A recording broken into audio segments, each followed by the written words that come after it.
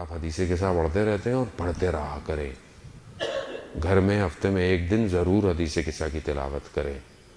آیت اللہ عظمیٰ بہجت رضوان اللہ تعالیٰ علیہ کہ آپ کی صلوات ان کے درجات میں اضافہ فرما.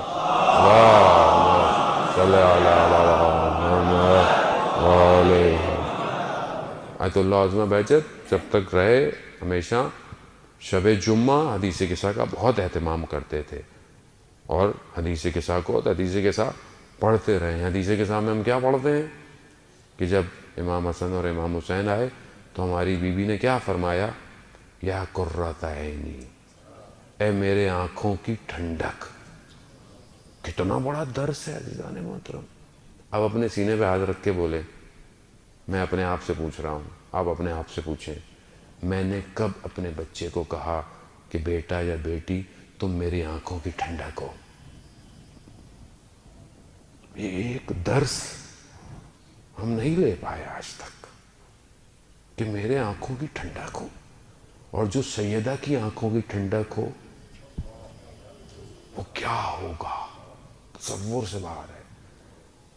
ایسے نہیں ہے بی بی نے جملے ایسے نہیں کہے کہ مثلا ہم لوگ جیسے بعض اوقات بات کر دیتے ہیں، خطابت کے جملے کہہ دیتے ہیں، کسی سامنے والے کو خوش کرنے کو کہہ دیتے ہیں. نہیں عزیزان محترم، ان کا ایک ایک لفظ بڑا نپا تلا ہے. یہ وہ ہیں کہ جن کے اوپر ملائکہ نازل ہو رہے ہیں، یہ معصوم ہیں، ان سے خطا اصل میں دور دور تک قرآن جن سے کہہ رہا ہو کہ ہم نے جو ہے وہ نجاست کو ان سے دور کر دیا ہے. وہ جب کوئی جملے بولیں، یا قرۃ عینی، اے میرے آنکھوں کی ٹھنڈک. واہ سیدہ، آپ کو آج شب اپنے اس آنکھوں کی ٹھنڈک کا واسطہ ہم میں سے جتنے بھی لوگ یہاں بیٹھے ہیں، جو بھی سن رہے ہیں، ان کو آج خالی ہاتھ مت جانے دیجیے. واسطہ دے. خود ان کی بارگاہ میں مانگنے کا بھی طریقہ آنا چاہیے کہ کس طرح ان سے مانگیں کہ یہ ہمیں واپس نہ بھیجیں. اور یہ کریم ہے، یہ خاندان کریم ہے. ان کے در پر تو دشمن کبھی خالی نہیں گیا، تو ہم تو عزیزان محترم کیسے خالی جائیں؟ یہ ہمارا وہ بہت بڑے بادشاہ کا واقعہ ہے نا، اپنے خلیفہ کے دور میں 8ویں امام کی زیارت پہ آیا تو دیکھا باہر ایک نابینا بیٹھا ہوا ہے، مانگ رہا ہے. کہا کیا کر رہے ہو؟ کہا نابینا مانگ رہا ہوں. کہا کچھ دیر میں واپس آیا اور تم اس در سے آنکھیں لے کے نہیں گئے نا، سر سے گردن اڑا لوں گا. یہی ہوا، ایسے مانگا امام رضا سے کہ آنکھیں مل گئیں.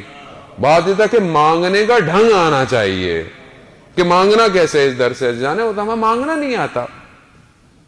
ہم مانگتے کیسے ہیں؟ ہم پہلے تو وہ مانگتے ہیں جو ہمیں نہیں ملا ہوا. بھائی پہلے شکریہ ادا کیجئے. پہلے بھی عرض کیا کہ شکر ہے، سب سے بڑا شکر ہے پروردگار تو نے اپنے چاہنے والوں کا ماننے والا بنایا. اس سے بڑا اور شکر کیا ہے آپ کے پاس؟ جانے محترم 6 امام کے بعد شخص آیا، آپ کی حسن سماعت کی نظر، اور آج ولادت بھی ہے، آپ کی مسکراہٹیں انشاءاللہ عرش تک پہنچے. 6 امام خدمت کہا مولا کچھ نہیں ہے، فقیر ہوں، تنگ دستی ہے، نادارہ ہوں. کہا نہیں، تو دنیا کا سب سے امیر آدمی ہے. کہا مولا کیسے؟ کہا کیا تیرے دل میں ہماری محبت نہیں؟ کہا مولا محبت ہے. کہا اگر کوئی تجھے پوری دنیا دے دے، کہے کہ محبت دے دو تو دو گے؟ کہا نہیں مولا. تو کہا تیرے سے زیادہ تو امیر آدمی کوئی نہیں ہے.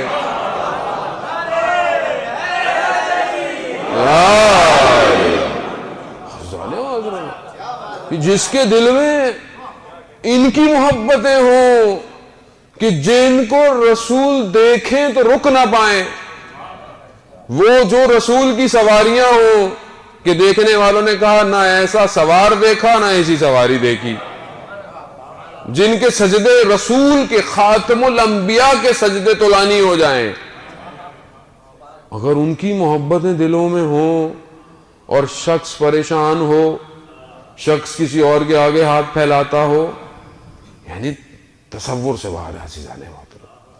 آدمی کے تو تھوڑے سے کسی کے جہاں تعلقات ہو جائیں، میرے تو لوکل سے تعلقات ہیں، میرے تو شہزادے سے تعلقات ہیں، تو چوڑا نہیں سما رہا ہوتا، وہ تو اس کی تو پرواز ہی پاؤں میں نہیں آ رہی ہوتی ہے، تو اڑی رہا ہوتا ہے وہ. اور جس کے جنت کے سرداروں سے تعلقات ہوں، اللہ اکبر. نہیں عزیزان محترم،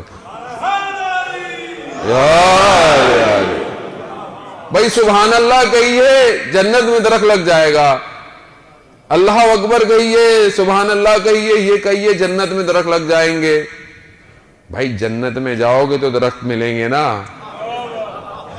تو جنت میں جانے کا دروازہ تو کھلوائے پہلے۔ اور کون ہے وہ؟ یہ ہے سردار، اگر یہ اجازت دیں گے تو جنت میں جاؤ گے۔ جنت کو میری آپ کا کوئی پلاٹ نہیں ہے بحریہ ٹاؤن کا کہ میں یہاں سے بیٹھے بیٹھے ہی بک کرا لوں تو وہاں بننا ہے، نہیں عزیزان محترم۔ جنت خدا کی رضا ہے، اور خدا نے اپنی رضا کو ان کو دیا ہوا ہے۔ کیوں؟ کیونکہ انہوں نے کہا رضن بے قضائے، اے پروردگار راضی، تو خوش ہے میں راضی۔ یہ اللہم صلی علی محمد، وہ راضی 6 ماہ کا بچہ دیا، کمال ہے۔ مصائب کے جملے نہیں ہے یہ، کمال۔ آنسو صرف مصائب کے لیے نہیں، آنسو ہر حالت میں آنسو ہے حسین کے لیے۔ 6 ماہ کا بچہ دے کر کیا کہا؟ پروردگار تو راضی ہے، میں بھی راضی ہوں، راضی ہے۔ ایک لمحہ مورخین کہیں لکھ نہیں پائے کہ کہیں امام حسین نے تکلیف کا اظہار کیا ہو۔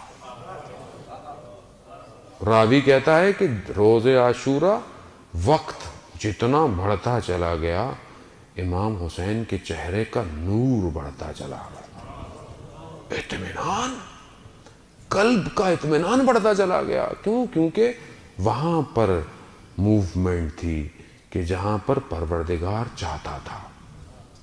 تو امام کے ماننے والوں کو کیسا ہونا چاہیے؟ ایسے ہونا چاہیے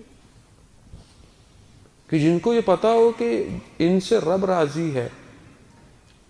میں رابطہ کیسا کر رہا ہوں عزیزان محترم، یہ مہم ہے۔ رابطہ میرا کیا ہے ان سے؟